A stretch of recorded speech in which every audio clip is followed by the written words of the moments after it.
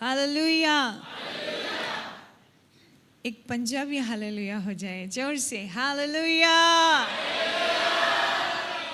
Punjabi hallelujah की खासियत यह है कि वो बहुत लंबा जाता है। हाँ, हालेलुया, परमेश्वर के नाम की महिमा हो। और आज की सुबह, आज के पवित्र दिन में परमेश्वर के भवन में हम सब आए हैं, ये हम सब के लिए बहुत बड़ी आशीष का कारण है। आमीन। भविष्यवक्ता अपने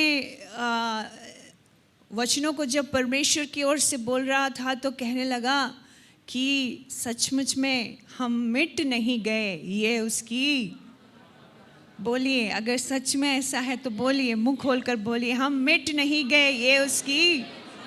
हालेलुया, हालेलुया। कोविड आया चला गया, लेकिन मैं आज भी, उसने हमारी आंखों को आंसू बहाने से बचाया, हमारे पैरों को फिसलने से बचाया, हमारे प्राणों को मृत्यु से बचा के रखा।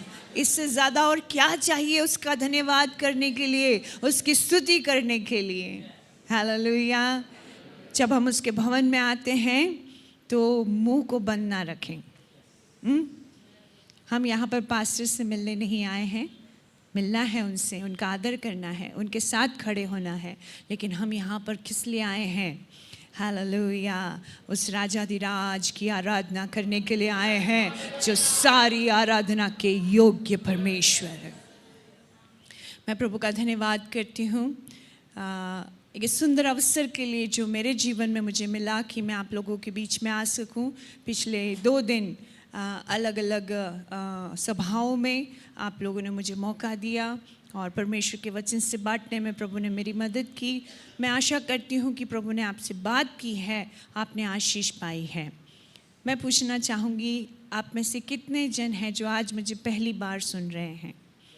पिछले 2 दिन आप नहीं थे? ओह, वेरी गुड। बहुत एक बड़ी संख्या मुझे आज दिख रही है। हालेलुया। तो मैं कोशिश करूँगी कि जो 2 दिन हमने सीखा उसको बताते हुए मैं आज के संदेश को आगे ले जाऊँगी। आज का संदेश बहुत ही महत्वपूर्ण है जो मैं आज समाप्त करना चाहती हूँ अपने वचन को, लेकिन उसको आपको उस वचन के साथ जो पिछले 2 दिन का संदेश था उसको जोड़ना ज़रूरी है, तभी आप उसकी महत्वता को समझ पाएंगे कि ये वचन क्यों कहा गया है। हालेलुया। मैंने पिछले 2 दिनों में मैंने ये कोशिश की है परमेश्वर के वचन से आप लोगों को ये बताने की कि हम प्रभु यीशु मसीह में सबसे धनी हैं, हम प्रभु यीशु मसीह में बलवंत हैं, हम प्रभु यीशु मसीह में स्वर्गीय आशीषों के हकदार हैं। इफिसियों की पत्री के द्वारा पौलुस हमें ये सिखाता है कि हम जो हैं इस संसार या फिर शैतान की उन बातों से हम ये ना सोचें कि मैं अभागा हूँ या मेरे पास कुछ नहीं है, या फिर उन बातों को जो मुझे और आपको ये सोचने के लिए मजबूर करती है कि मेरे पास क्या है। हम उन परिस्थितियों से कहें, मैं यीशु में सबसे धनवान हूँ। जब परिस्थितियाँ कमज़ोर करती है तो हम उन परिस्थितियों से कहें, यीशु में मैं बलवान हूँ। हालेलुया। इफिसियों की पत्री की पहले अध्याय में पौलुस कहता है, प्रभु यीशु मसीह में उसने हमें सारी स्वर्गीय आशीषों को दिया है। हालेलुया। और कल हमने शाम को देखा पौलुस की दूसरी पत्री के द्वारा कि प्रभु यीशु मसीह के जन्म, मृत्यु और पुनरुत्थान से हम क्या हो चुके हैं? आशीषित हो चुके हैं। उसका जन्म लेना मेरे लिए आशीष का कारण ठहरा, उसकी मृत्यु के कारण मैंने परमेश्वर पिता के साथ अपनी सहभागिता को क्या है? फिर से कायम किया, और उसके जी उठने के कारण उसने मुझे क्या बना दिया है? विजयी बना दिया है। हालेलुया। और हर दिन वो मुझे और आपको जय के उत्सव में लिए चलता है। क्यों? क्योंकि हर दिन उसके पुनरुत्थान की सामर्थ, उसके पवित्र आत्मा की सामर्थ हम में काम करता है। हालेलुया। जब हम इफिसियों की पत्री को पढ़ते हैं तो पौलुस जब ये कहता है कि हम प्रभु यीशु मसीह में धनवान हैं। प्रभु यीशु मसीह में हम क्या दिए गए हैं? अधिकार को दिया गया है हमें। और फिर वो कहता है कि प्रभु यीशु मसीह में हमें सामर्थ्य दी गई है कि उसका हम शैतान का हम सामना करें। पहले दिन भी मैंने आपसे पूछा कि इफिसियों की पत्री का जो आखिरी अध्याय है, 6वां अध्याय, उसमें पौलुस एक बात को कहता है। उसको पढ़कर आज हम हमारे क्लास को हम शुरू करेंगे, वचन को हम शुरू करेंगे। बहुत ही सुपरिचित और कई बार आप लोगों ने इसमें से संदेश को सुना होगा। हम उसमें से पढ़ते हैं इफिसियों 6वां अध्याय, उसका 10 से लेकर 13 पद हैं, लेकिन 10 से आप शुरू कीजिए पढ़ना। कोई एक जन आवाज़ उठाकर। इसलिए प्रभु में उसके शक्ति के प्रभाव में बलवंत बनो। हाँ, बस इन वचनों को आप सब जानते हैं।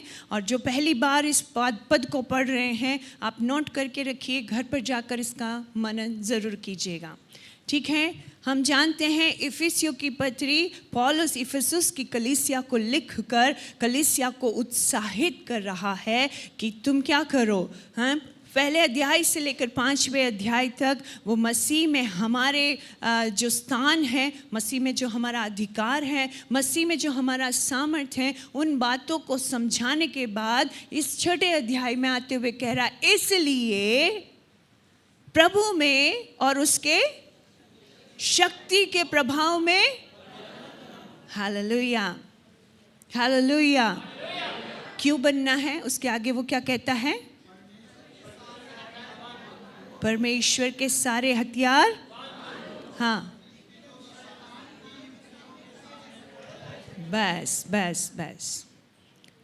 आज हम एक ऐसे समय में पहुंच चुके हैं जब हमें इस वचन को गहराई से समझने की और उसको अपने जीवन में क्या करने की ज़रूरत है? हाँ, कार्यान्वित करने की, यानी कि एक्टिवली उसको प्रैक्टिस करने की हमारी लाइफ में ज़रूरत है।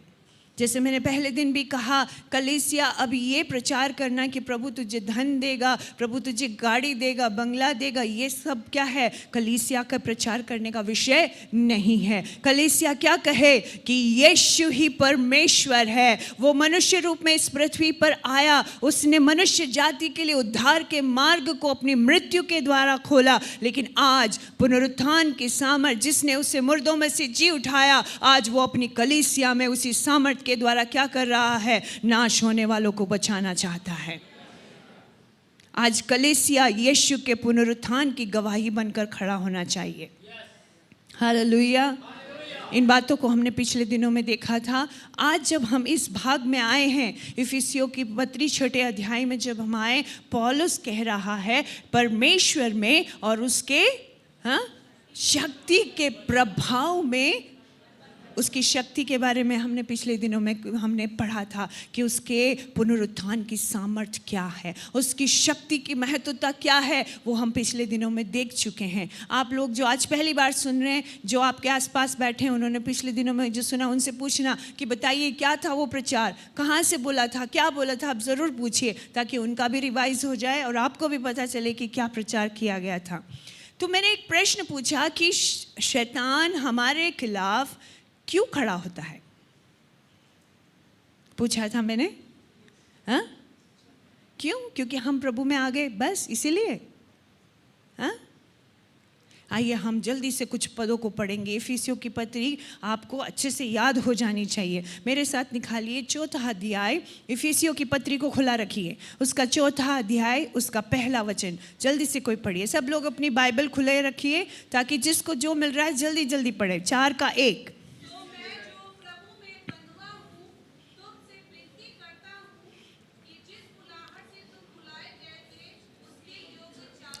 कितने लोग कहते हैं कि मुझे परमेश्वर ने चुना है, मुझे परमेश्वर ने बुलाया है? विश्वास है? हाँ? शैतान मेरे और आपके खिलाफ क्यों आता है? उसका पहला कारण, ताकि जिस बुलाहट से मैं और आप बुलाए गए हैं उसके योग्य चाल हम ना चल पाए। क्यों शत्रु विरोध में आता है? समझ में आया आपको? किस लिए बुलाया है मुझे और आपको? प्रभु में हमें क्यों बुलाया गया है? योग्य चाल चले और पवित्रताई में हम उसके सामने सम्मुख खड़े होने के योग्य बन सकें। यहाँ पर शत्रु हमारे विरोध में आता है ताकि जिस बुलाहट से मुझे और आपको बुलाया गया है उससे मुझे और आपको क्या कर दे? पीछे हटा दे, और उस चाल जिसकी योग्यता के अनुसार मुझे और आपको बुलाया गया उसको हम पूरा ना कर पाए। समझ में आया? पहला कारण तो ये है कि हम प्रभु यीशु मसीह में सारी आशीषों को पा चुके हैं, और वो चाहता है कि हम जिस बुलाहट के लिए बुलाए गए हैं उसके योग्य चाल ना चले। अब पढ़िए 4 का 7 पढ़िए जल्दी से। पर हम में से हर एक को मसीह के दान के परिणाम से अनुग्रह मिला है। अनुसार अनुग्रह मिला है। हालेलुया। कितने लोग कहेंगे कि मुझ पर अनुग्रह हुआ है? हालेलुया।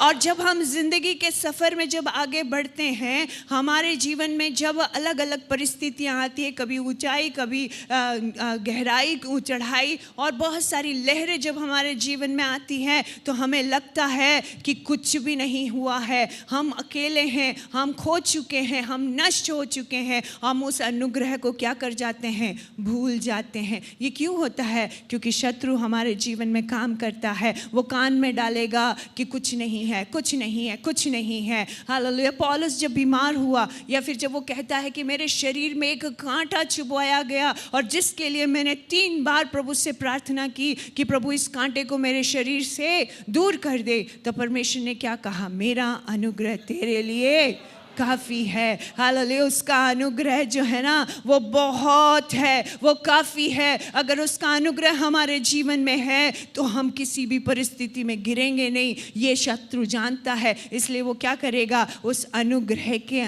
जो अनुग्रह की जो शक्ति है, ये जो अनुग्रह मुझ पर और आप पर हुआ है, वो हमें बुला देगा। हालेलुया। क्या करेगा? बुला देगा, और हम क्या करने लगेंगे? कुड़कुड़ाने लगेंगे। मसीह जीवन में 20 साल हो गए, 25 साल हो गए, 50 साल हो गए, 15 साल हो गए, क्या मिला? क्या मिला? हालेलुया। अनुग्रह से ही हमारा उद्धार हुआ है। हालेलुया। उस अनुग्रह को कभी ना भूलें। हम कहाँ थे और कहाँ से हमें उठाकर अपने योग्य उसने बनाया है। उस बुलाहट को और उस अनुग्रह को हम अपने जीवन से कभी भूलने ना दें, क्योंकि शत्रु का सबसे बड़ा चाल यही है, हम उस अनुग्रह को भूल जाएं और परमेश्वर से दूर हो जाएं। ठीक है? 4 का 17 पढ़िए जल्दी से।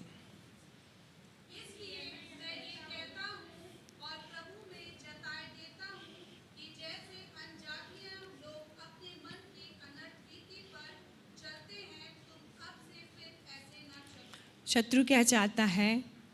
जहाँ से तुम लोग निकल के आए हो वहाँ पर वापस चले जाओ। अन्य जातियों की रीतियाँ क्या थी? हम दूसरे अध्याय में देख सकते हैं। जैसे कठपुतली को चलाया जाता है, वैसे ही हम क्या करते थे? नाचते रहते थे। यहाँ माथा टेको, यहाँ पे चढ़ाई करो, यहाँ पे डुबकी लगाओ, यहाँ पे लुढ़को, यहाँ पे ऐसा करो। जो जो कहा जाता था, डर के मारे हम क्या करते थे? हम करते जाते थे। हमसे कहा जाता था कि इस रीति से करोगे तो उद्धार होगा, उस रीति से करोगे तो उद्धार होगा, वहाँ जाओगे तो इस रीति से उद्धार होगा। और जो जैसा कहता था हम वैसे ही क्या करते जाते थे? करते जाते थे। हमारी कलीसिया में एक परिवार है जो प्रभु के अनुग्रह से विश्वास में आए, और जब उनकी गवाही सुनते हैं, उनकी सबसे पहली जो बेटी थी उसको कोई दुष्ट आत्मा की परेशानी हुई, और उन्होंने नॉर्थ इंडिया का यानी कि उत्तर भारत का कोई ऐसा तीर्थ स्थान, कोई ऐसा कहा जाने वाला मंदिर या कोई दरगाह, कोई ऐसा पवित्र स्थान नहीं छोड़ा जहां वो उस बच्चे को लेके गए हों। उसे मारा गया, कोड़ों से मारा गया, सांकलों से मारा गया, जलाया गया, बहुत कुछ किया गया। ये सब क्यों किया गया? ये बताया जा रहा था कि इससे छुटकारा होगा।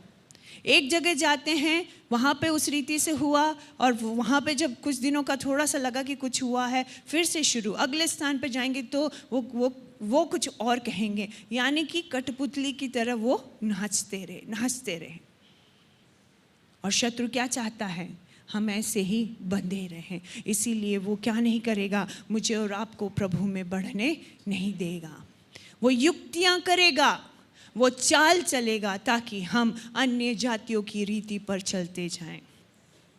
समय बहुत कम है, मैं इसमें जाऊंगी तो आप लोग हम लोग जो है उस पॉइंट को कंप्लीट नहीं कर पाएंगे। आप भले ही किसी भी बैकग्राउंड से आए हों, चाहे किसी भी परिवार की जो बैकग्राउंड आपका रहा हो, रीति रिवाज का रहा हो, या आपकी परिवार की जो भी कार्य करने की, विश्वास की जो भी रीतियां रही हो, लेकिन मेरे प्रियो, मैं आपको एक बात यहाँ पर याद दिलाना चाहती हूँ। अगर आप मसीह में हैं तो आप स्वतंत्र हैं।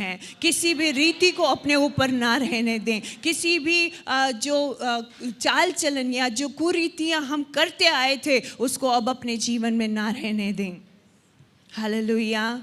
मसीह में आकर भी अगर हम अन्य जातियों की चाल चल रहे हैं, उनकी मान्यताओं को, उनकी बातों को अगर हमने अभी भी पकड़ा हुआ है, हमारे कलीसिया में कुछ लोग कहते हैं हम आधे पंजाबी हैं, आधे मसीही हैं। ये नहीं चलेगा,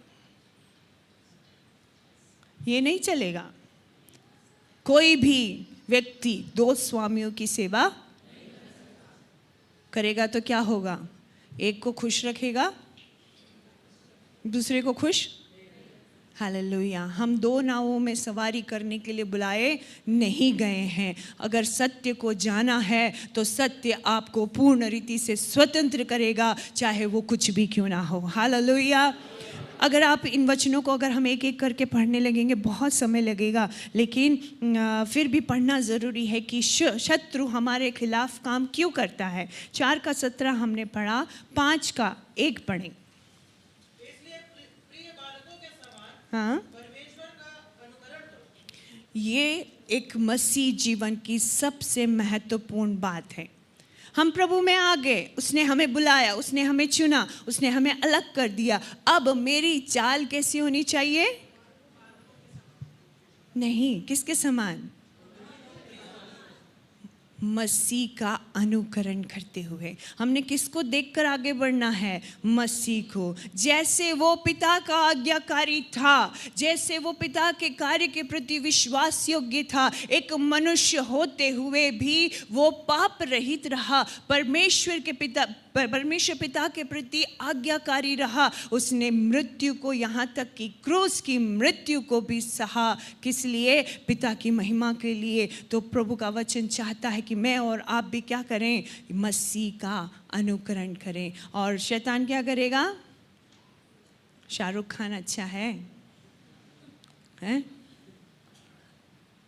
फलाना प्रॉफिट अच्छा है, फलाना पास्टर अच्छा है, फलाना क्रिकेटर अच्छा है, फलाना सेलिब्रिटी अच्छा है, जिसको आप अनुकरण करो, फॉलो करो।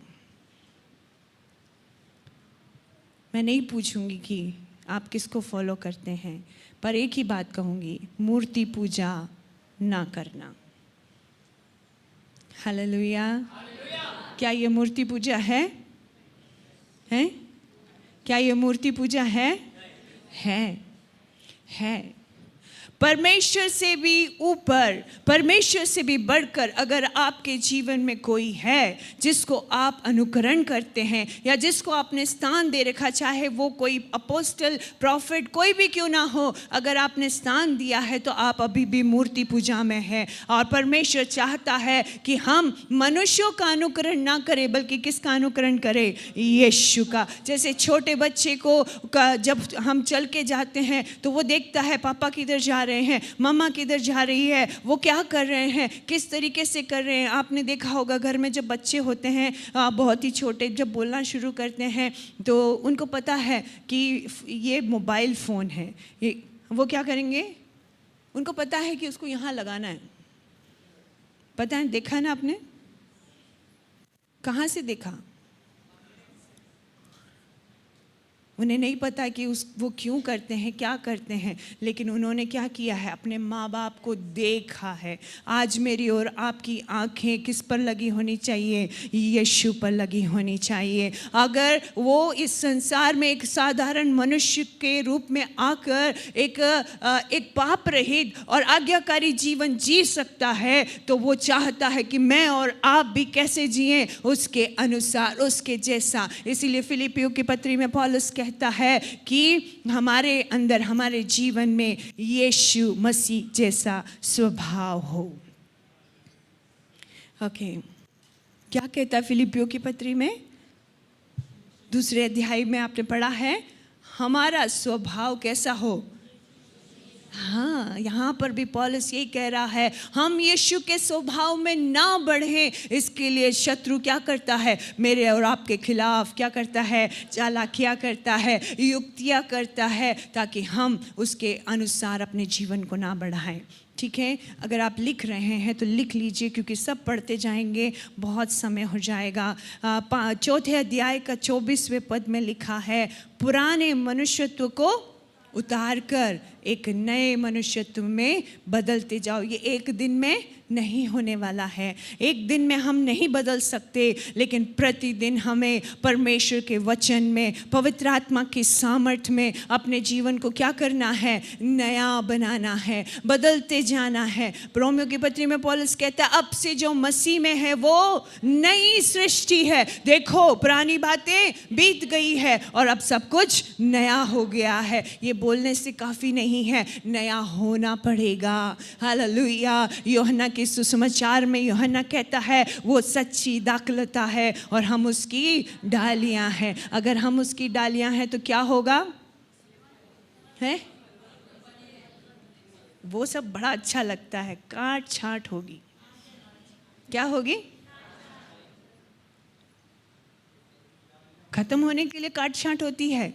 नहीं, बढ़ने के लिए, नई पत्ते आने के लिए, ये और अच्छी रीति से बढ़े, इसमें फूल आए, इसमें फल आए और ये फलवंत हो। हालेलुया। अगर मसीह में बढ़ना है, मसीह में जयवंत होना है, तो काट छाट होनी पड़ेगी। हालेलुया। पौलुस अपनी पत्री में कई जगह कहता है, अगर बाप है तो पिटाई भी मिलेगी। हालेलुया। अगर असली संतान हो, हैं, असली वारिस हो, तो जूते भी खाने पड़ेंगे, क्योंकि पिता नहीं चाहता कि उसकी संतान नाश हो जाए। मेरी भाषा को सीरियसली मत लीजिएगा, मैंने बस वो जवानों की भाषा में बोल दिया है। हालेलुया। कौन सा है सब पिता है जो अपने पुत्र की ताड़ना, अगर ताड़ना नहीं हो रही तो हम असली। हालेलुया। क्या आप मेरे साथ हैं? हालेलुया। जब ताड़ना आती है तो हम कहते क्यों? जब मैंने कहा मसीह में हमें सारी स्वर्गीय आशीषें मिली, बड़ा अच्छा लगा, बहुत अच्छा है, लेकिन पिता उन आशीषों को जब देता है तो क्या करता है? हमें योग्य भी बनाता है, ताकि हम उन आशीषों को पाकर नाश ना हो जाएं, बल्कि हमेशा उसके साथ रहने वाले बने। हालेलुया। पुराने मनुष्यत्व को उतार कर नया पहनना और नए बनते जाना क्या है? आसान नहीं है। हालेलुया। हर दिन शैतान आके खड़ा हो जाएगा, दिखा। ऑफिस में काम करने जाते हैं, सोच के जाते हैं आज किसी से नहीं लड़ेंगे, किसी से कुछ नहीं बोलेंगे, बॉस चाहे कितनी भी गाली सुना दे हम माफ़ करेंगे, क्योंकि यीशु ने क्या सिखाया है? सबसे, और उसी दिन शायद सबसे बड़ी सुनामी आएगी ऑफिस में। हालेलुया। शैतान कहेगा, अब दिखा, तू नया बन गया ना, दिखा। हालेलुया। उस समय हमें किस बात की ज़रूरत है? परमेश्वर के बल में, उसके शक्ति के प्रभाव में बलवंत होने की ज़रूरत है। और ये हम अपने आप से नहीं कर पाएंगे। उस समय में हमारी सोच से परे, हमारे समझ से परे जो उसका अनुग्रह है, उसकी जो शांति है, वो क्या करेगी? हमारे ऊपर प्रबल होगी और हम जान भी नहीं पाएंगे कि परमेश्वर ने कैसे हमें उस परिस्थिति से बाहर निकाल दिया। हालेलुया। आगे हम जब पढ़ेंगे 5 के 7 में, तो वहाँ पर लिखा है कि ज्योति की संतान की नाई, क्या लिखा है 5 के 7 में?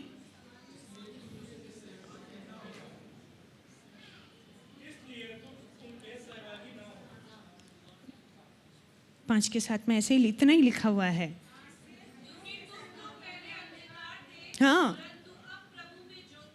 प्रभु में क्या हो? पहले तुम अंधकार में थे, अब क्या हो? ज्योति हो।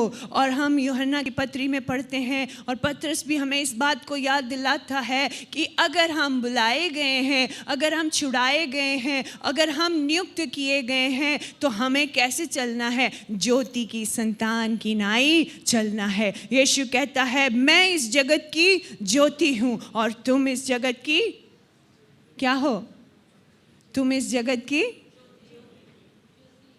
है कि नहीं है? शक है कई लोगों को, इसलिए बोल नहीं रहे हैं। यीशु है वो तो ठीक है, मैं कैसे हो सकता हूँ? अगर यीशु मुझ में है तो मुझे परमेश्वर ने इस संसार में कैसे रखा है? ज्योति के समान रखा है। वो कहता है कि जैसे एक पहाड़ पर शहर बसा है तो वो दूर से दिखाई देता है कि वो शहर है वहाँ पर, वैसे ही मुझे और आपको रखा है इस अंधकार भरे हुए शहर में, इस संसार में। मैं और आप जब चलते फिरते हैं तो हमें एक ज्योति के समान रखा है, ताकि लोग जान सके कि हम में यीशु जीवित है। और शैतान नहीं चाहता कि हम ज्योति के संतान के समान या ज्योति के समान चमके, इसलिए वो क्या करेगा? हमारे खिलाफ काम करेगा। आप समझ रहे हैं मैं ये सारी बातें क्यों बता रही हूँ? क्योंकि हमने पढ़ा कि प्रभु में और उसके शक्ति के प्रभाव में बलवंत हो जाओ और परमेश्वर के सारे हथियारों को बांध लो। क्यों बांधना है? कारण क्या है? ये हमारे खिलाफ इस रीति से कार्य करेगा ताकि हम जो परमेश्वर हमसे चाहता है वो हम ना करें। ठीक है, 5:15 में लिखा है कि हम ज्ञान में या परमेश्वर के ज्ञान में हम बढ़ें, वो नहीं चाहता। 5:22 में वहाँ पे परिवार के बारे में लिखा है, लेकिन वो क्या नहीं चाहता कि जैसे एक पत्नी पति की अधीनता में रहती है, कलीसिया किसके अधीन रहे? मसीह के अधीन रहे, और वो नहीं चाहता कि हम उसके अधीन रहें। आजकल कई लोग ये दिखाते हैं कि परमेश्वर हमारे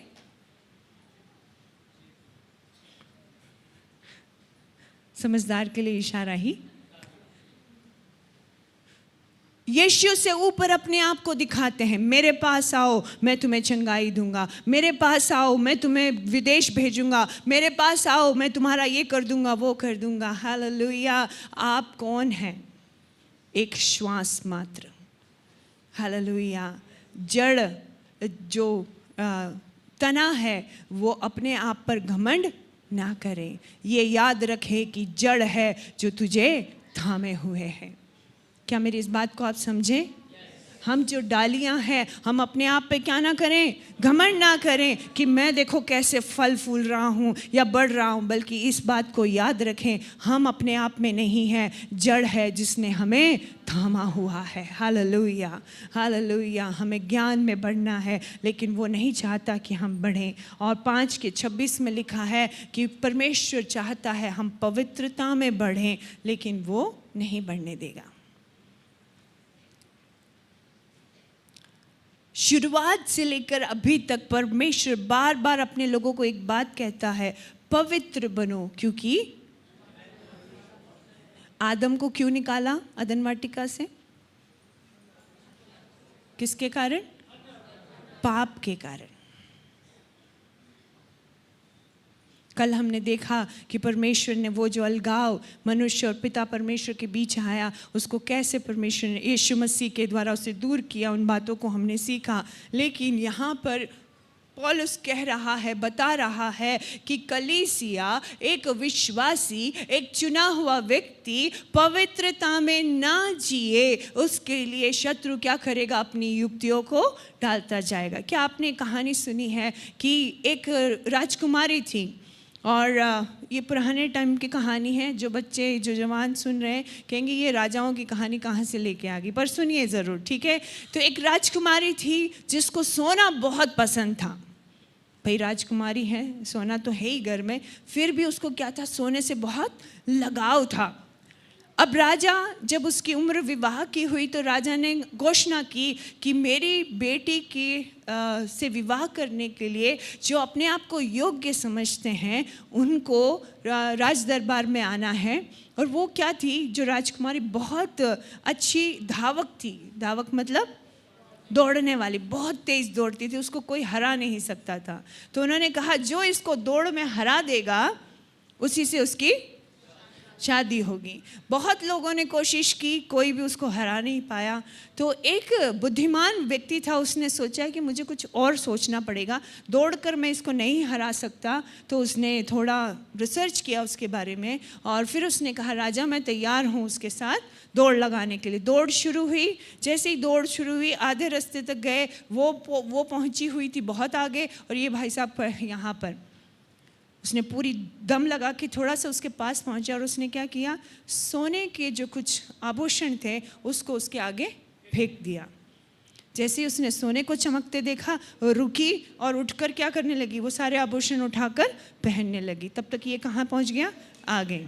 फिर दौड़ी ये कि ये मेरे से आगे कैसे निकल सकता है। वो पहुंचा उसके पास, वो उसके पास पहुंची और जैसे ही आगे बढ़ने लगी उसने फिर से कुछ सोने की चीज़ों को फेंका। जैसे ही सोना देखा फिर रुक गई, फिर उठाने लगी। मैं जस्ट कट शॉर्ट करूँगी, जीता कौन,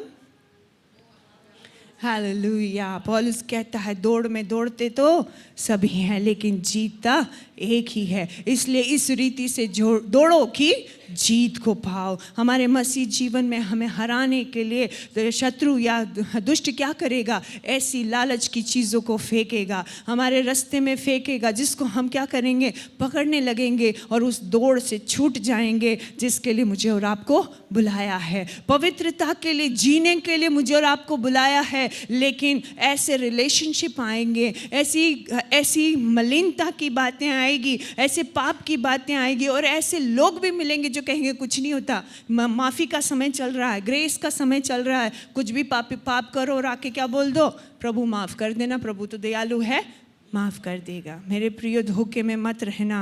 हालेलुया। शत्रु क्या करेगा, अपनी युक्तियों को चलेगा, वो अपनी चाल को डालेगा ताकि हम पवित्रता के लिए जो बुलाए गए हैं उस दौड़ में हम क्या रह जाएं, पीछे रह जाएं।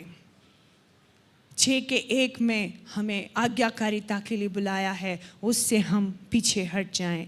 6:4 में लिखा है परमेश्वर के वचन और शिक्षाओं को थामे रहने के लिए बुलाया है और वो चाहता है कि हम उससे दूर हो जाएं। ऐसे बहुत सारी बातें जो हैं इफिसियों की पत्री में ही कारण बताया गया है और उसके बाद पौलुस कहता है इसलिए, हाँ, कोई ऐसे ही वो हमारे विरुद्ध में नहीं आ रहा है।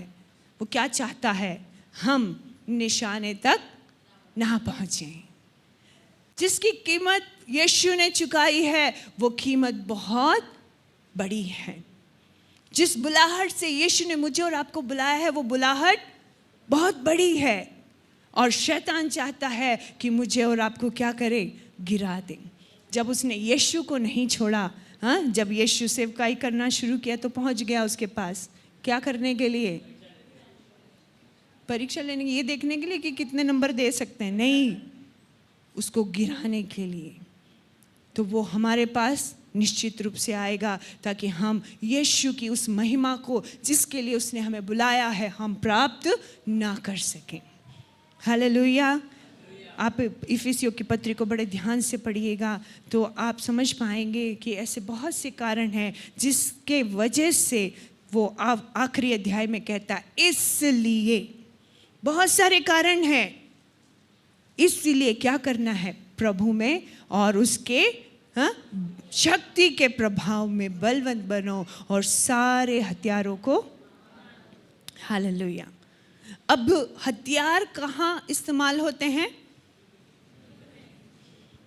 पक्का ना, पक्का ना, आप सब लोग यही हैं, जो लोग पीछे बैठे हैं कहिए आप मेरे साथ हैं, ओके, आप सुन रहे हैं ना मेरी बात, ओके। मैं आप लोगों से पूछूंगी मीटिंग के बाद कि क्या आपने मेरा मैसेज सुना या नहीं, क्योंकि आगे वाले लोगों के एक्सप्रेशन मुझे दिख रहे हैं, पीछे मुझे नहीं दिखाई दे रहा है कि आप लोग किस रीति से मेरी बात को सुन रहे हैं, पर विश्वास करती हूँ कि आप ध्यान दे रहे हैं। हालेलुया। युद्ध है तो क्या है, विरोधी भी है। है, युद्ध है तो शत्रु है या विरोधी है जिससे हमें लड़ना है।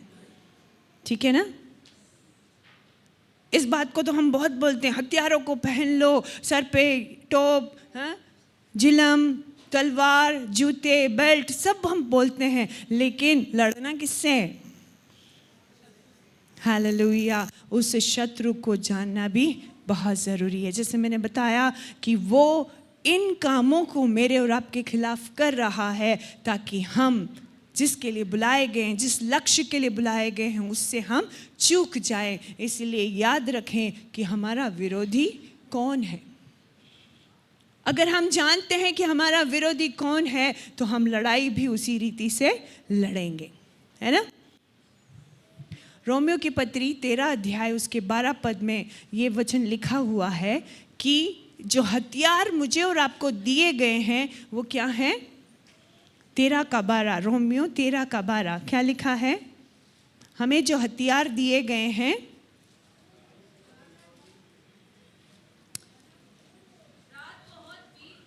हाँ, निकलने पर है, हाँ, क्या लेना है? हमें जो हथियार दिए गए हैं वो कैसे हैं? ज्योति के हथियार हैं। इस संसार में हमारे चारों ओर, जैसे वो वचन शुरू करते हुए कहता है कि हमारा मल्ल युद्ध लहू और मांस से नहीं है, लेकिन किस से है वो बताया गया है। तो जो अंधकार की शक्तियां हैं, वो अंधकार के हथियारों को जब हमारे विरुद्ध में इस्तेमाल करता है, वो हमारे विरुद्ध में उन हथियारों को भेजता है, तो मुझे और आपको क्या हथियार लेने हैं? ज्योति के हथियारों को धारण करना है। दूसरा कुरिन्थियों 6 के 7 में लिखा है कि हमारे जो हथियार हैं वो धार्मिकता के हथियार हैं। झूठ, ढोंग, चालबाजी, ये हथियार हमारे नहीं है। धार्मिकता के हथियारों को हमें लेना है। और दूसरा कुरिन्थियों 10 के 4 में जब आप पढ़ोगे, वहाँ लिखा है कि हमारे जो हथियार हैं वो शारीरिक नहीं है, लेकिन क्या शक्ति रखते हैं? हालेलुया, गढ़ों को ढा देने की सामर्थ्य रखने वाले हथियार हैं। दूसरा कुरिन्थियों 6 के 11 में लिखा है, इफिसियों 6 के 11 में अभी हमने पढ़ा, क्या लिखा है? परमेश्वर के सारे हथियारों को पहन लो। हमारा जो शत्रु है उसके बारे में मैं वचन नहीं बोलूँगी, लेकिन कुछ बातें बताकर आपको मैं आगे बढ़ना चाहूँगी। हमारा जो शत्रु है वो चालाक है, वो चालबाजियाँ करता है, वो सबसे बड़ा झूठा है, झूठ का पिता है, और झूठ बोलकर मुझे और आपको गिराने के लिए काम करता रहता है। वो निराशा को भेजता है, वो लालच को लाएगा, और वो डर को हमारे ऊपर लाएगा। हमारी जिंदगियों में इन अवस्थाओं को आपने अलग अलग समय पर अनुभव किया होगा। सिर्फ एक उदाहरण बताकर मैं आगे बढ़ना चाहूँगी। हम सब एलिया भविष्यवक्ता के बारे में जानते हैं, है ना? पुराने नियम में राजाओं के समय में एक बहुत ही सामर्थ्य भविष्यवक्ता था एलिया, और हम जानते हैं कि एलिया जो था बहुत ही दृढ़ पुरुष था। जब परमेश्वर ने कहा जा और राजा से कहे कि जब तक मैं ना कहूँ ना तो इस पृथ्वी पर मैं बरसेगी और ना ही ओस गिरेगी, उसने जाकर राजा के सामने खड़े होकर कह दिया। और उसके बाद क्या हुआ? परमेश्वर ने उसके उन वचनों को वैसा ही होने दिया, और हम जानते हैं कि उसके विजय के रूप में या उसकी पूर्णता के रूप में हम देखते हैं कि करमेल के पहाड़ के ऊपर एलिया ने क्या किया? एक बहुत बड़ी चिन्ह को दिखाया, है ना? बाल देवताओं का बहुत बड़ा समूह और एक तरफ एलिया। क्या था चैलेंज? जो सच्चा परमेश्वर है वो आग उतारेगा। और हम जानते हैं परमेश्वर ने अपने दास के वचन को वहाँ पर प्रूव किया कि सच्चा परमेश्वर वो है। आग उतरी, और उसके बाद एक बहुत बड़ा क्या है,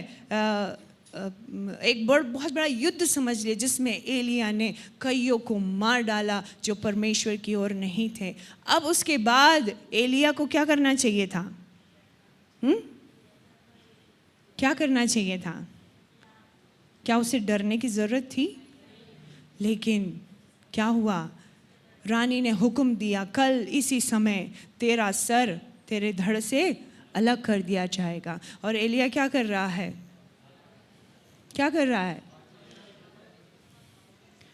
मैं नहीं जीना चाहता, बस मौत आ जाए मुझे, अब भी आ जाए, अब मैं नहीं जी सकता। हालेलुया। हम में से कितने लोग ये कह चुके हैं, मैं मर जाऊं तो ही अच्छा है, बस प्रभु उठा ले, ये दिन देखने से पहले तो मर जाना ही अच्छा था। हालेलुया। एलिया क्या था? परमेश्वर की आवाज़ को सुनकर निकला था, लेकिन एक साधारण सी स्त्री की आवाज़ के सामने वो क्या हो गया? डर गया। ऐसे ही शैतान मेरे और आपके जीवन में क्या लाएगा? डर को लाएगा, और हम भूल जाएंगे कि हमारे साथ कौन खड़ा है, और हम उसको देखकर डरने लगेंगे। अरे कर्ज वाले बाहर खड़े हुए हैं, अरे मेरा बच्चा आईसीयू में है, अरे ये हो गया वो हो गया। परिस्थितियाँ आपको डराएगी। वो क्यों डराती है? क्योंकि शत्रु चाहता है कि मैं और आप डर जाएं और परमेश्वर के अनुग्रह को भूल जाएं। हालेलुया। परमेश्वर ने एलिया को छोड़ दिया? नहीं, परमेश्वर ने अपने स्वर्गदूत को भेजा और उठाया, बोला उठ उठ, खा पी, अभी तुझे लंबी दौड़ दौड़ना बाकी है। हालेलुया। हमारा परमेश्वर ऐसी परिस्थिति में भी क्या करता है? अपने स्वर्गदूत को भेजेगा, अपने स्वर्गदूत को भेजेगा, अपने वचन को भेजेगा, अपने दासों को भेजकर क्या कहेगा? मत डर। Hallelujah, hallelujah. एक वचन हम अक्सर बोलते हैं, मत डर, इधर उधर मैं तेरा। क्या भरोसा है? ये शत्रु की चाल है, वो निराशा लाएगा। मैंने इतनी मेहनत की, मैंने इतनी पढ़ाई की, मैंने इतना पैसा लगाया, मैंने इस रीति से कार्य किया, लेकिन मैं तो असफल रहा। निराशा वो लाएगा, डर को लाएगा, झूठ को बोलेगा। लेकिन उस समय में याद रखना, ये शत्रु की चाल है। इसीलिए आवश्यक है कि हम प्रभु में और उसके शक्ति के प्रभाव में बलवंत बने और उसके हथियारों को पहन लें। Hallelujah, hallelujah. जब हम जानते हैं कि हमारा शत्रु कौन है, तो हमें क्या होगा? हमें उसका सामना करने की सामर्थ्य भी प्रभु हमें देगा। अब जब हम इन हथियारों के बारे में यहाँ पढ़ते हैं, किसी को याद है कि कितने तरह के हथियारों को पहनने के लिए कहा है? याद है? याद है? नहीं है तो याद कर लीजिएगा, ठीक है? मैं उसको नहीं टच करूँगी, और आपने देखना है कि क्या ये हथियार मैंने पहने हुए हैं, है ना? वहाँ पर जो हथियारों की बात की गई है, उसमें से केवल एक या एक बोल सकते हैं, लेकिन मैं कहूँगी 2 ऐसे हथियार मुझे और आपको दिए गए हैं, जिसका मैंने और आपने क्या करना है? इस्तेमाल करना है।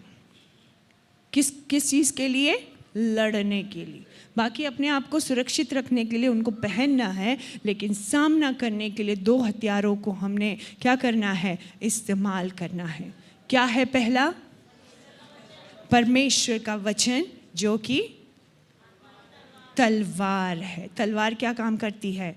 काटने का काम करती है। हालेलुया। परमेश्वर के वचन के बारे में बहुत सारी बातें, परमेश्वर का वचन क्या है, परमेश्वर के वचन की सामर्थ्य क्या है, वो किस रीति से काम करता है, ये सब हम वचन में कई बार पढ़ चुके हैं। परमेश्वर के वचन में लिखा है, परमेश्वर का वचन 2 धारी तलवार से भी चोखा है, जो हड्डी हड्डी को, गुदे गुदे को भेदता है, आर पार भेदता है। हालेलुया। भजन संहिता 107 के 20 में परमेश्वर कहता है कि मैं अपना वचन भेजकर तुम्हें चंगा करूंगा। हालेलुया। और उसका वचन मेरे मार्ग के लिए दीपक और मेरे राह के लिए उजियाला है। उसके वचन की बहुत सारी खासियतें ये आप सब जानते हैं, लेकिन मैं पूछती हूँ, क्या मेरी तलवार चोखी है जिसका इस्तेमाल मैं आज कर पा रहा हूँ? Hallelujah, hallelujah, hallelujah. जब बीमारी आती है, परेशानी आती है, हम लोगों को ढूंढते हैं, दूसरों की ओर देखते हैं, लेकिन क्या जो तलवार मेरे और आपके हाथ में दी गई है, उसका इस्तेमाल हम कर पा रहे हैं? क्या हमें ये विश्वास है कि उसका वचन, जो कि खुद वो है, यीशु मसीह है, वो मुझे चंगा करने वाला परमेश्वर है, उसके कोड़े खाने से मैं चंगा हुआ हूँ। हालेलुया। एक छोटी सी गवाही जल्दी से मैं बताना चाहूँगी। मैंने बचपन में अपनी नानी को बहुत ही कम देखा, लेकिन जब मैंने उनको देखा इतनी समझ थी कि मैं बातों को समझ सकूं। उन्होंने मुझे अपनी गवाही बताई। मेरे मामा जो कि सबसे छोटे बच्चे हैं उनके परिवार में, मेरी मामा सबसे बड़ी हैं। तो जब मेरी नानी प्रेग्नेंट थी, सबसे छोटे मामा उनके पेट में थे, वो बहुत पुरानी बात है। उस समय में हॉस्पिटल, मेडिकल जो सेंटर है बहुत कम हुआ करते थे। कैंसर के बारे में लोग समझ ही रहे थे, कैंसर का इलाज करना बहुत दूर की बात थी। लेकिन मेरी नानी जो थी वो प्रार्थना वीर थी। वो प्रार्थना में और धार्मिकता में, प्रभु के विश्वास में बहुत स्ट्रांग थी। जब उन्हें पता चला कि वो बीमार हैं, लेकिन वो प्रेग्नेंट थी, बच्चा पेट में था, उनको शायद कोई कैंसर की प्रॉब्लम हुई थी। उनका जो ये नेवल है या जो भाग है वहाँ से छेद होकर जो पस है वो बाहर निकलता था। यानी कि कैंसरस जो था वो बहुत लास्ट स्टेज तक पहुंच चुका था। पेट में बच्चा भी है, साथ में कैंसर की अवस्था भी है। और उस समय में कलीसियाएँ प्रार्थना में, वचन में बहुत स्ट्रॉन्ग हुआ करती थी। जिस कलीसिया में वो जाती थी वहाँ पे अनाउंस हुआ कि फ़लाना फ़लाना बहन बीमार है, सबने प्रार्थना करना शुरू किया। लेकिन उनको जो भी उस समय में मेडिकल सुविधा थी वहाँ दिखाया गया, लेकिन डॉक्टर्स ने कहा अब ये जी नहीं पाएगी, आप इन्हें घर ले जाइए और जैसा वो चाहती हैं उनकी सेवा कीजिए। उन्हें नहीं बताया गया, लेकिन वो समझ गई कि मुझे कोई भयंकर बीमारी लगी है, मैं अब बच नहीं पाऊंगी। उन्होंने परमेश्वर के वचन को, वो ज़्यादा पढ़ी लिखी नहीं थी लेकिन परमेश्वर का वचन बहुत अच्छे से पढ़ती थी। उन्होंने परमेश्वर के वचन को पढ़ा था। वो जिस प्रकार हिजकिय्याह राजा दीवार की ओर अपने मुंह को फिराकर उसने परमेश्वर से प्रार्थना की, मेरी नानी ने भी प्रार्थना की, प्रभु तेरा वचन कहता है कि तू अपना वचन भेज कर मुझे चंगा करने वाला परमेश्वर है। तेरा वचन कहता है कि तेरे कोड़े खाने से हम चंगे हो गए। बीमारी कितनी भी बड़ी हो, मुझे नहीं मालूम कि क्या है, कैसी है, कितनी बड़ी है, लेकिन मुझे एक बात पता है, हर बीमारी से भी बढ़कर ऊंचा तेरा वचन है और मैं चंगी हो जाऊंगी। उन्होंने कहा हिजकिय्याह राजा ने तुझ पर विश्वास कर 15 साल मांगे थे, मैं भी तुझसे 15 साल मांगती हूँ। और ये प्रार्थना कर कर उन्होंने विश्वास किया कि मैं ठीक हो गई। रात को वो सो गई, जब सुबह उठी उनका घाव चंगा हो चुका था। हालेलुया। उन्होंने 15 साल मांगे, लेकिन परमेश्वर ने उन्हें 30 साल की उम्र और दी। वो 30 साल और जीवित रहे। हालेलुया। परमेश्वर का वचन क्या है? वो तलवार है जो उस बीमारी की जड़ को, जिसे डॉक्टर नहीं दूर कर सकते, उस बीमारी की जड़ को जो कोई दवाई ठीक नहीं कर सकती, उस जड़ को काट कर आपके शरीर को चंगाई देने वाला वचन है परमेश्वर का। वो आज यहाँ मौजूद है और दुष्ट आपके जीवन से ये ना कहने पाए ये बीमारी तुझे नष्ट करेगी, ये बीमारी तुझे मार डालेगी। अगर कहती है तो उससे कहें, मेरे परमेश्वर का वचन वो तलवार है जो हड्डी हड्डी को और गूदे गूदे को भेदता हुआ पार जाता है। चाहे कोई भी बीमारी क्यों ना हो, लेकिन यीशु मसीह के वचन के आधार पर मैं चंगा हूँ, मैं चंगी हूँ। Hallelujah, hallelujah. आज से करीबन 20 साल पहले मेरे लिए भी ऐसी ही बात हुई। मुझे एक ऐसी इस रीति की बीमारी हुई कि मेरा पूरा खून जो था वो पॉइजनस हो गया। डॉक्टर्स ने कहा कि इसका बचना मुश्किल है। लेकिन उस समय में, जैसे कल आज सुबह के सभा में मैंने कहा, मैंने यहोशू के समान जो जो वायदे मुझे मिले थे उसको मैंने पकड़ लिया। बहुत छोटे से प्रभु ने मुझे कहा कि मैं तुझे इस्तेमाल करूँगा, तुझे ही नहीं तेरी पीढ़ी को इस्तेमाल करूँगा। तो जब ये बीमारी आई तो मैंने कहा मेरे वायदे तो अभी बाकी हैं, मौत कैसे आ सकती है? जिसने वायदा किया वो सच्चा है। अगर उसने कहा है कि मैं तुझे इस्तेमाल करूंगा तो जीवित रखने की जिम्मेदारी भी उसकी है। Hallelujah, hallelujah. आज 20 साल बाद भी मैं आपके सामने खड़ी हूँ, ये गवाही है कि वो अपना वचन भेजकर अपने लोगों को चंगा करने वाला परमेश्वर है। Hallelujah, hallelujah. बीमारी मुझे निराश ना करने पाए, बीमारी मुझे कमज़ोर ना करने पाए। जैसे अय्यूब कहता है, मेरा ये शरीर गल जाए, गलने दो, लेकिन मुझे विश्वास है अपनी इन्हीं आंखों से मैं अपने उद्धारकर्ता को देखूंगा। Hallelujah, hallelujah. ये शरीर मिट्टी है, मिट्टी में मिल जाएगा, लेकिन जो आत्मा है वो अपने उद्धारकर्ता से मिलने वाली है। हालेलुया। दूसरा जो हथियार मुझे और आपको दिया गया वो क्या है? प्रार्थना का हथियार क्या है? इसलिए हर प्रकार से हर समय प्रार्थना और विनती करते रहो। प्रार्थना वो हथियार है जो बड़े बड़े गढ़ों को ढा देती है। हालेलुया। बंदी गृह के नींवों को हिला देती है, जेल के दरवाज़ों को खोल देती है। हालेलुया। प्रेरितों के काम की पुस्तक में हम जानते हैं पतरस जेल में था और कलीसिया उसके लिए लो लगाकर प्रार्थना कर रही थी। हालेलुया। कलीसिया ने सोचा हमसे कहा गया है हम प्रार्थना करें। उन्होंने नहीं सोचा था कि पतरस बाहर आ जाएगा। सोचा था क्या? तभी तो रोधे ने जाके जब खोला तो उन्होंने कहा तू पागल हो गई है क्या? प्रार्थना क्या कर रहे हैं? प्रार्थना क्या कर रहे हैं? क्या कर रहे थे? पतरस जेल से और जब आ गए तो हालेलुया। हमारी प्रार्थना ऐसी नहीं होनी चाहिए। हालेलुया। जब हम प्रार्थना करते हैं तो विश्वास करें, प्रतीति करें कि हमारी प्रार्थना सुन ली गई है और उसका जवाब हमें मिल गया है, क्योंकि परमेश्वर का वचन कहता है उसके वायदे हाँ और आमीन में पूरे होते हैं। उसके वचन पर हम विश्वास करते हुए प्रार्थना करें। हमारी प्रार्थना जातीय लोगों के समान बकबर करने वाली नहीं होनी चाहिए। हमारी प्रार्थना परमेश्वर के सामने वो डिक्लेरेशन है, Lord I know you are the Lord of lords, you are the living God. तू जिंदा परमेश्वर है, मैं जानता हूँ, और तूने कह दिया तो वो हो गया। वो हमारी प्रार्थना होनी चाहिए। हालेलुया। हालेलुया। पौलुस और सिलास जब जेल में थे उन्होंने किसी को श्राप नहीं दिया, किसी से लड़ने नहीं गए। उनका विश्वास प्रभु पर था। जिसने बुलाया है वो बुलाने वाला विश्वास योग्य है। वो प्रार्थना करते रहे, आराधना के गीतों को गाते रहे, मेरा प्रभु महान है, वो विश्वास योग्य है। हालेलुया। और क्या होगा? हो गया, जेल की नींव हिल गई और उनके बंधन टूट कर गिर गए। हालेलुया। आज कितने लोग प्रार्थना करने के लिए तैयार हैं, प्रभु जी ऐसे बंधन जो टूट नहीं सकते उन्हें तोड़ने के लिए मेरी प्रार्थना को आप क्या कर दीजिए, हैं, ताकतवर बना दीजिए। इस तरीके से हम प्रार्थना करें। एक छोटी सी गवाही बताकर मैं अपने संदेश को पूरा करूंगी। पौलुस कहता है हम चुने गए हैं, स्वर्गीय आशीषों के हकदार बनाए गए हैं। प्रभु यीशु मसीह में हमें अधिकार मिला है, प्रभु यीशु मसीह में हमें सामर्थ्य दी गई है। इसीलिए उसके बल में, उसकी शक्ति के प्रभाव में हम बलवंत बने। सारे हथियारों को पहनकर हमने क्या करना है? हाँ, परमेश्वर के लिए खड़े होना है और दुष्ट का सामना करना है।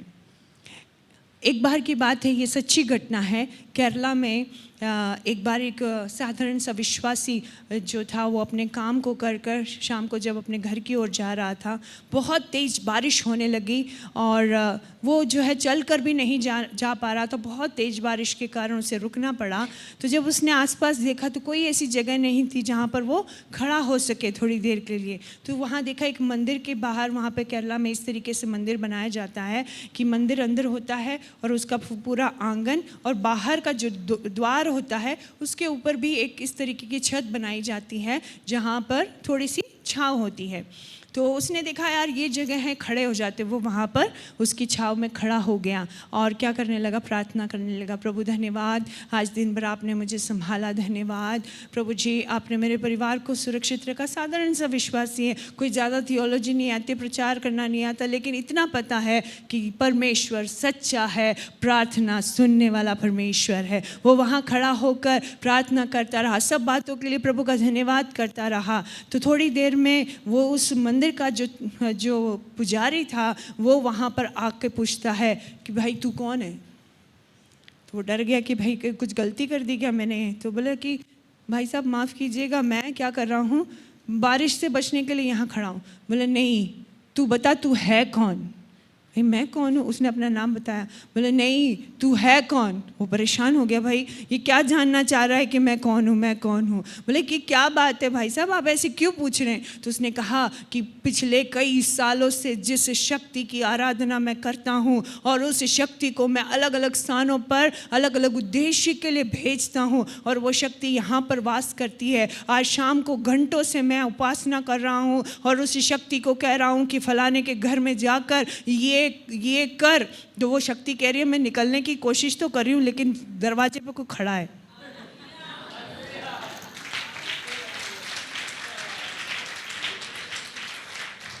वो शक्ति कह रही है घंटों से तू मुझे बुला रहा है, तू मुझे आज्ञा दे रहा है, मैं जाना भी चाहती हूँ लेकिन दरवाजे पे कोई खड़ा है जिसके पास भी मैं नहीं जा पा रही। और वो तांत्रिक दौड़ कर आकर पूछता है तू है कौन? हालेलुया। उस साधारण से विश्वासी ने कहा मैं कुछ भी नहीं, लेकिन जिसकी सेवा मैं करता हूँ वो राजाओं का राजा है, वो सर्वशक्तिमान परमेश्वर है। वो नाम है जो सब नामों से ऊंचा है। स्वर्ग के नीचे पृथ्वी के ऊपर और कोई नाम नहीं दिया गया जिसके द्वारा मनुष्य का उद्धार हो सके। हालेलुया। हर घुटना टिकेगा, हर जबान अंगीकार करेगी कि यीशु ही प्रभु है। Hallelujah, hallelujah. उस दिन से वो व्यक्ति जो कि वो अंधकार की शक्ति की आराधना करता था, उसने प्रभु यीशु मसीह को ग्रहण किया। Hallelujah, hallelujah. मैं और आप शायद साधारण विश्वासी होंगे, मैं और आप शायद प्रभु में विश्वास में अभी अभी आए होंगे, लेकिन क्या प्रार्थना का हथियार आपके पास है? हालेलुया। क्या प्रार्थना का हथियार आपने लिया हुआ है? तो जानिए आपके पास जो सामर्थ है वो इस संसार में जो है उनसे बहुत बड़ी सामर्थ है। हालेलुया। दुष्ट डरता है। हालेलुया। मुझ प्रचार करने वालों को आप सब देख रहे हैं, लेकिन आप में से जो प्रार्थना करने वाला यहाँ बैठा है ना, उसको स्वर्ग देखता है। हालेलुया। आपकी प्रार्थना से आपकी पीढ़ी आशीषित होगी, आपकी प्रार्थना से आपकी कलीसिया आशीषित होगी, आपकी प्रार्थना से आपका ये शहर बचाया जाएगा और आपकी प्रार्थना से बड़े बड़े काम होंगे। हालेलुया। कितने लोग विश्वास करते हैं प्रभु मुझे ये प्रार्थना का हथियार दे दे? हालेलुया। पौलुस कहता है शत्रु बहुत चालाक है, वो युक्तियों को चलता है, वो मुझे और आपको अनुग्रह से गिराने के लिए, मुझे और आपको प्रभु से दूर करने के लिए सारी चालों को चलेगा। इसीलिए प्रभु में और उसके शक्ति के प्रभाव में बलवंत बनकर उन सारे हथियारों को पहन लें और क्या करें? शत्रु का सामना करें। हमें लड़ना नहीं है, युद्ध यहोवा का है, युद्ध उसका है, वो हमारे लिए लड़ेगा। हमने खड़े होकर ये गवाही देनी है कि यीशु विजयी है और मैं यीशु में विजयी हूँ। Hallelujah, hallelujah. आइए अपनी आंखों को बंद करें, परमेश्वर की ओर हम देखें, अपने जीवन को जांच के देखें क्या हमने उसके सारे हथियारों को पहना हुआ है। हालेलुया। शत्रु हमें गिराने की ताक में है, वो हर रीति की युक्तियों को करेगा, वो निराशा को लाएगा, वो डर को लाएगा। हालेलुया। वो चाहेगा कि हम ये सोचें कि हम ख़त्म हो चुके हैं, लेकिन जहाँ संसार की बातें ख़त्म होती है या आशाएं ख़त्म होती है, वहाँ से एक नया काम करने वाला हमारा परमेश्वर है। हमारी प्रार्थना के लिए, हमारी प्रार्थनाओं को सुनकर उसका जवाब देने वाला परमेश्वर है। आज यदि आप अपने शरीर में, अपने मन में, अपने जीवन में किसी रीति से निराश हैं, परमेश्वर का वचन यहाँ है जो दोधारी तलवार से भी चोखा है। Hallelujah, hallelujah, hallelujah. सब लोग प्रार्थना करें, सब अपनी अपनी आवाज़ को उठाएं। प्रभु मुझे बलवंत कर, मुझे आप में और आपकी शक्ति के प्रभाव में मुझे बलवंत कर दीजिए। प्रभु मैं सारे हथियारों को पहनकर, हालेलुया, उसकी युक्तियों का सामना करने वाला बन जाऊं। उसके जलते हुए तीरों को बुझाने की सामर्थ हमें दे प्रभु जी। Hallelujah, hallelujah. सब प्रार्थना करें, प्रभु जी मेरे मसीह जीवन में, प्रभु जो शत्रु की ओर से जो जलते हुए तीर मेरे विरुद्ध में उठते हैं, मेरे बच्चों के विरोध में उठते हैं, मेरी कलीसिया के विरुद्ध में उठते हैं, उनका सामना करने की शक्ति हमें दे। हालेलुया। यीशु ने कहा मैं अपनी कलीसिया को बनाऊंगा और अधोलोक के फाटक उस पर प्रबल ना होंगे। Hallelujah, hallelujah, hallelujah. प्रार्थना करें। धन्यवाद, धन्यवाद, धन्यवाद, धन्यवाद, धन्यवाद यीशु, धन्यवाद, धन्यवाद, धन्यवाद। Hallelujah, hallelujah, hallelujah, hallelujah. Jesus, hallelujah. आप विश्वास करते हैं तो अपने पैरों पर खड़े हो जाइए। विश्वास के साथ अपने छुटकारे को ले लीजिए। वचन रूपी तलवार को अपने हाथ में लेकर अपनी परिस्थिति के ऊपर ये डिक्लेयर कीजिए कि मैं यीशु में जयवंत हूँ। हालेलुया। परिस्थितियाँ आपको नहीं, आप परिस्थितियों को संभालने वाले हो जाइए। हालेलुया। यदि आप शारीरिक रूप से किसी भी बीमारी में हैं, परमेश्वर का वचन यहाँ मौजूद है जो चंगा करने वाला परमेश्वर है। हालेलुया। उसके कोड़े खाने से हम चंगे हो चुके हैं। Glory, glory. Receive your healing, receive your healing, receive your healing, receive your healing. Hallelujah, hallelujah. उस स्त्री के समान जिसने यीशु को छुआ, वो आपके पास खड़ा है, उसे छू लीजिए, छू लीजिए, छू लीजिए। Yes, hallelujah, hallelujah, hallelujah. निराशाएं दूर होने पाए, निराशाएं यीशु के नाम से दूर होने पाए। Hallelujah, hallelujah. वो यहाँ मौजूद है। Hallelujah, hallelujah, hallelujah. आराधना करें, आराधना करें, परमेश्वर में जय को लें। आराधना करें, अपनी परिस्थितियों के ऊपर ये डिक्लेयर करें कि यीशु में मैं जयवंत हूँ। हालेलुया। यीशु में मैं जयवंत हूँ। उसमें और उसके बल, उसके शक्ति के प्रभाव में हम बलवंत हो जाएं। Hallelujah, hallelujah, hallelujah. पवित्र आत्मा की सामर्थ को छूने दीजिए और उसके पुनरुत्थान की सामर्थ को छूने दीजिए। Hallelujah, hallelujah. यीशु आपका सामर्थ छूने पाए। यस जीसस, आपका वचन छूने पाए। परमेश्वर धन्यवाद यीशु, धन्यवाद यीशु।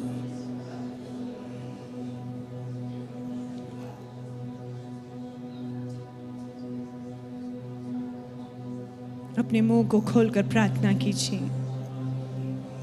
जिसने आपको बुलाया है वो विश्वास योग्य है, वो आपके पास मौजूद है। उससे बातें कीजिए, उससे बातें कीजिए। शायद आज आप बड़े बोझ के साथ आए होंगे, निराशा के साथ आए होंगे, लेकिन प्रभु कहता है मुझ में और मेरे शक्ति के प्रभाव में बलवंत हो जा, क्योंकि मैंने तुझे विजयी बनाया है। हालेलुया।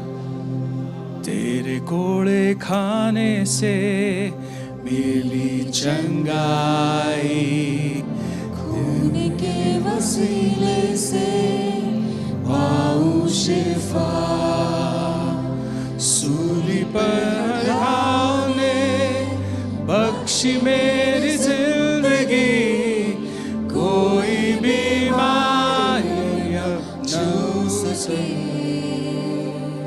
तू चंगा करता है, तू चंगा करता है, यीशु तू चंगा करता है।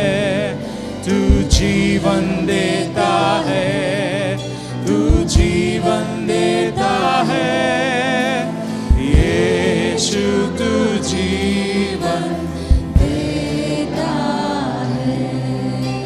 यदि आज के सुबह आप इस चंगाई को प्राप्त करना चाहते हैं, मैं जानता हूं कि आपने प्रार्थना करी है, आपने मांगा है जब आप वहां खड़े थे, लेकिन इस समय मैं वेदी खोलना चाहता हूं आपके लिए। यदि आप सामने आकर आप यहाँ पर परमेश्वर के सन्मुख अपने बीमारी के बदले चंगाई का एक अदला बदली करना चाहें, an exchange of your sickness for healing, यदि आप वो व्यक्ति हैं, जैसे जैसे हम इस गीत को गा रहे हैं, आप लोग सामने आए, यहाँ खड़े होकर अपने हाथ को शरीर के उस अंग पर रखें जहां पर चंगाई की जरूरत है। और जब हम उस कोरस को गाते हैं, यीशु तू चंगा करता है, विश्वास के साथ उस चंगाई को आप ग्रहण कीजिए, प्राप्त करिए। फिर से गाएं। तेरे कोड़े खाने से मिली चंगाई, के वसीले से पाऊं शिफा, सूली पर हर घाव ने बख्शी मेरी जिंदगी, कोई बीमारी अब ना छू सके। तू चंगा करता है, ओ तू चंगा करता है, यीशु तू चंगा करता है, तू जीवन लेता है, तू जीवन देता है। विश्वास के साथ अंगीकार करें आज की सुबह, यीशु आपके विश्वास के उत्तर में आपको चंगाई देगा। हालेलुया, ओ यस, हालेलुया, हालेलुया। करता है यीशु तू चंगा करता है, तू जीवन देता है, तू जीवन देता है, यीशु हालेलुया। देता है। मुश्किलों और दर्द में यीशु नाम पुकारूं, सारा डर निकल जाए जब तुझको निहारूं। तेरे वादों पे मैं अटल दृढ़ बना रहूं, हालात वचन से बदलूं। हालेलुया, ओ यस, तू चंगा करता, हालेलुया, यीशु के नाम में, यीशु के नाम में, हालेलुया। चंगाई यीशु के नाम में, यीशु के सामर्थ्य नाम में, और ये बशखरा थरा यीशु, यीशु जीवन देता है, स्वर्ग से धरती पे बरसे तेरी चंगाई, स्वर्ग से धरती पे बरसे तेरी चंगाई, स्वर्ग से धरती पे बरसे तेरी चंगाई, स्वर्ग से धरती पे बरसे, स्वर्ग से धरती पे बरसे तेरी चंगाई, स्वर्ग से धरती पे बरसे तेरी चंगाई, स्वर्ग से धरती पे बरसे तेरी चंगाई, स्वर्ग से धरती पे तू चंगा करता, तू चंगा करता है, यीशु तू चंगा करता है, तू जीवन देता है, तू जीवन देता है, यीशु तू जीवन देता है, तू चंगा करता है। दोनों हाथों को स्वर की ओर उठाएं, धन्यवाद देते हुए उस चंगाई के लिए जो यीशु ने आपके शरीर में भेजा है। हालेलुया, ओ तू जीवन, तू ही है जो जीवन देता है। देता है धन्यवाद, धन्यवाद, धन्यवाद, ओ यीशु, हालेलुया। धन्यवाद, धन्यवाद। चंगा करने वाला सामर्थ, हालेलुया। प्रभु यीशु, आपने इनके शरीरों में आपने भेजा है, आपने अपने वचन को भेजा है और चंगाई उनके शरीर में प्रवेश करके उनके विश्वास के आधार पर, हालेलुया, उस कार्य को पूरा किया है। हम धन्यवाद देते हैं, हालेलुया। पिता परमेश्वर, यहाँ पर खड़े हुए सभी जनों को आप देख रहे हैं, सभी जनों को आप देख रहे हैं, इनके विश्वास को भी आप देख रहे हैं। आप जानते हैं कौन आपको सच्चाई के साथ पुकार रहे हैं। ओ हालेलुया, इनकी आवश्यकता को आप जानते हैं, इनकी जरूरतों को आप जानते हैं और आप इस योग्य हैं कि जो भी समस्या है उसे जड़ से हटाने के योग्य हैं आप।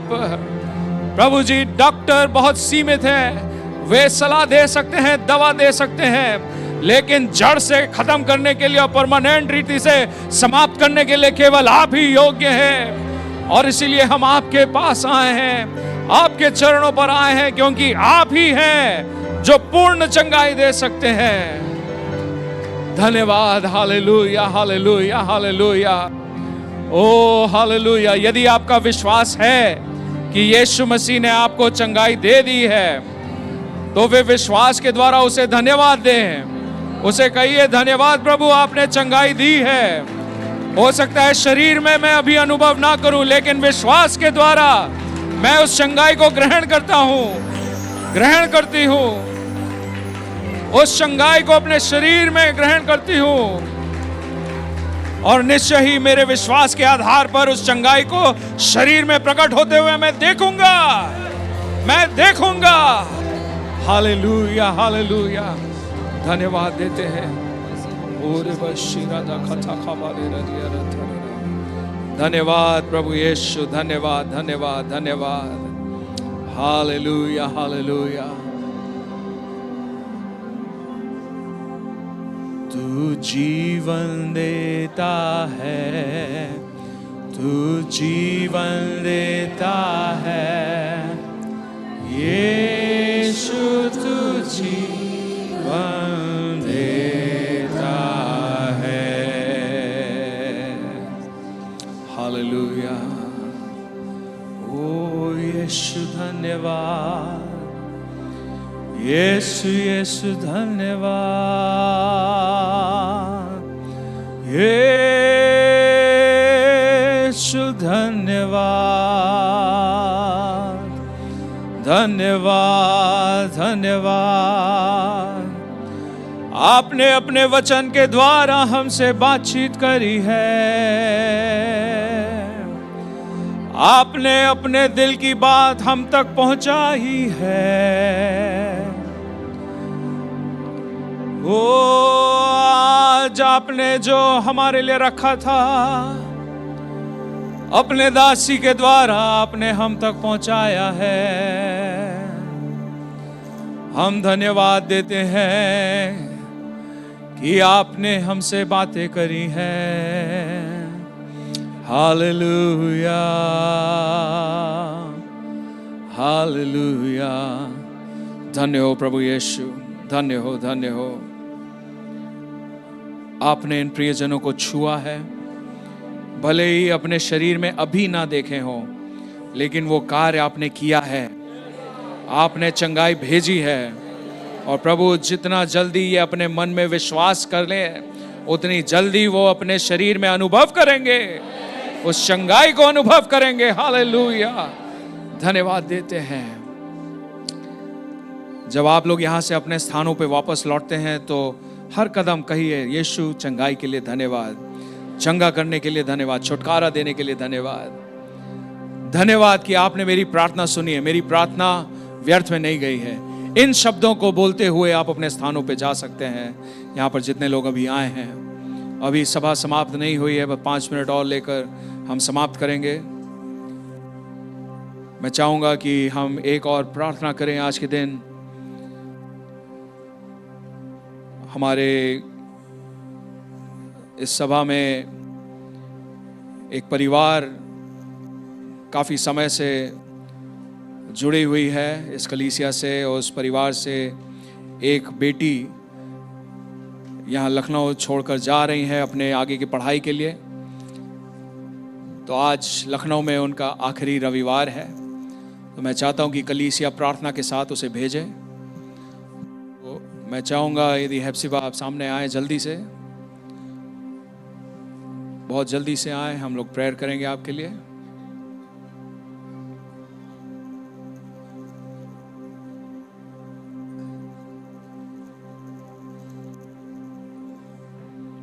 Where is she?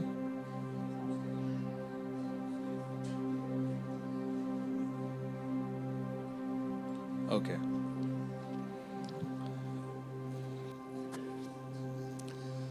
हेप्सिबा बंगलौर जा रही है अपने मास्टर्स प्रोग्राम के लिए, करेक्ट?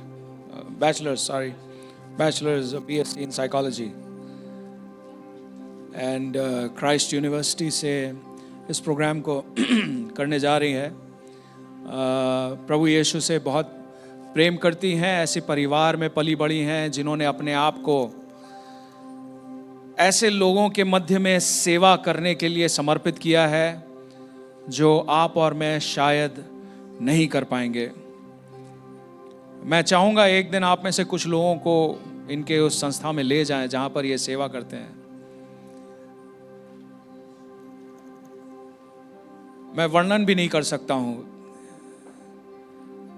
बहुत विशेष अनुग्रह की ज़रूरत है ऐसी सेवकाई में शामिल होने के लिए। उस परिवार में ये बेटी पली बढ़ी हैं और उस सेवा में शामिल हैं।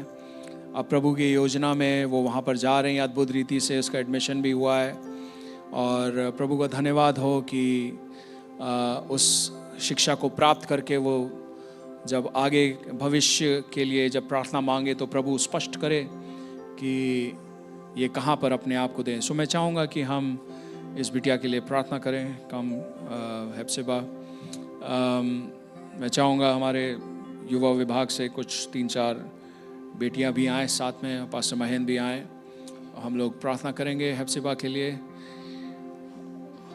और परमेश्वर से मांगेंगे, केवल यात्रा में नहीं लेकिन जब वहाँ पहुँचेंगी। कॉलेज में तो एडमिशन हो गया है लेकिन बहुत अच्छी संगति वहाँ पर मिले, एक ऐसी कलीसिया जो इसके आत्मिक पोषण में मदद करे इसकी, ऐसे दोस्त इसे मिले जो अच्छे हों, जो भले हों, जो परमेश्वर की ओर से हों और न केवल ये खुद आशीष पाएं परंतु औरों के लिए आशीष का कारण बने।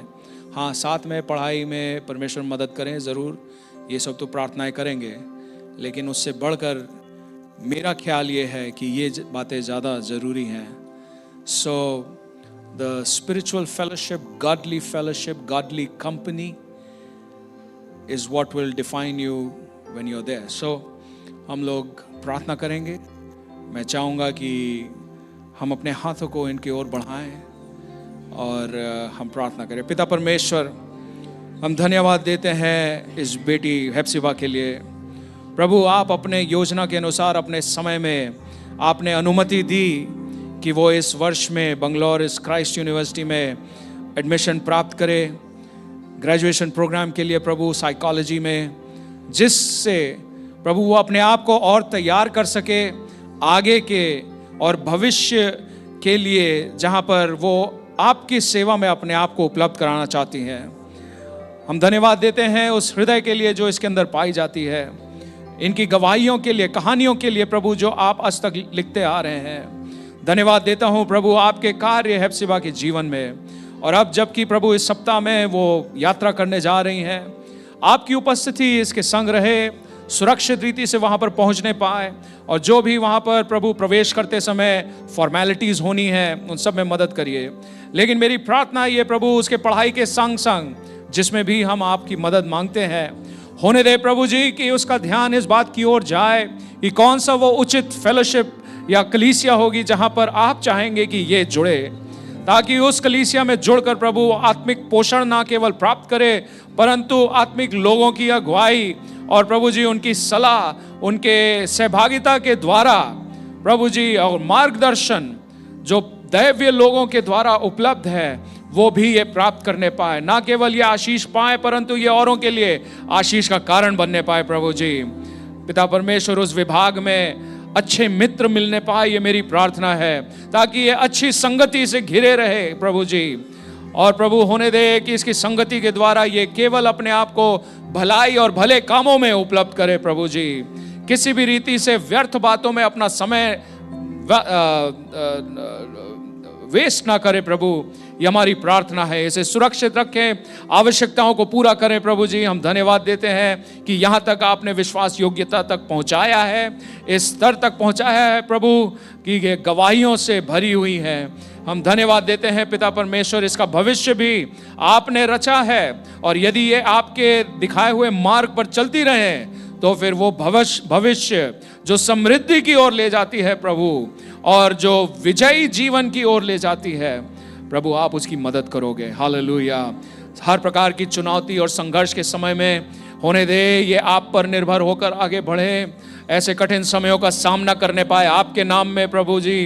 हो सकता है कुछ समय तक वो अकेलापन महसूस करे, पिता परमेश्वर आपके पवित्र आत्मा के द्वारा वो उस अकेलेपन को भी ओवरकम करने पाए प्रभु। होने दे कि हर एक बात में ये अपने जीवन के द्वारा आपके लिए एक गवाह के रूप में वहाँ पर ठहरने पाए। धन्यवाद देते हैं आपकी योजनाओं के लिए और हर एक बात के लिए जो आपने हेप्सिबा के लिए तैयार किया है। होने दे वो उसे देखने पाए और समझने पाए। आदर और महिमा आपको देते हैं प्रभु यीशु के नाम में।